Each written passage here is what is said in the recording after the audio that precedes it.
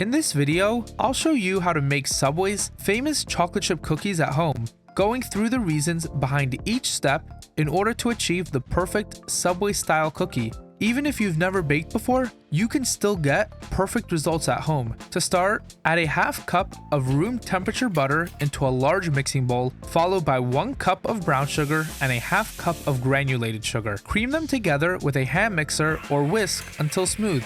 And if you're wondering why brown sugar and white sugar, brown sugar adds extra chewiness from its molasses, while granulated sugar keeps the edges crisp.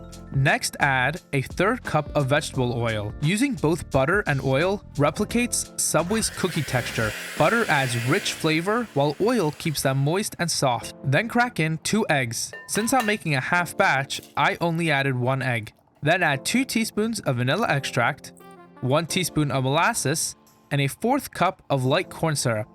If you don't have molasses, honey works perfectly as a substitute. Cream everything together until smooth. And if you're asking, why corn syrup in a cookie? Let me tell you, this is the trick that keeps your cookies soft for days, just like the ones in the bakery.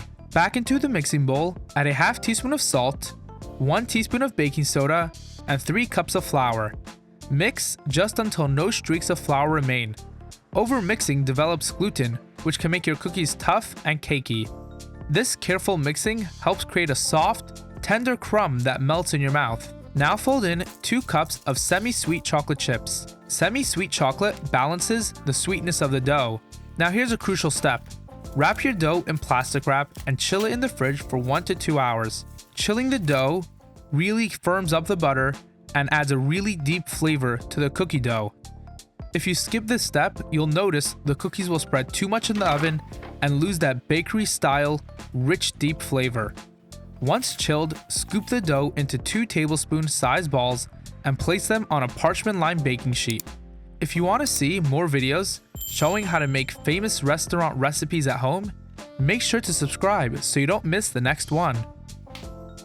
Bake at 350 degrees Fahrenheit for 10 minutes until the tops are golden. Halfway through baking, take the tray out and bang it twice on the counter. This little trick is what gives Subway cookies their signature chewy inside with crinkly edges.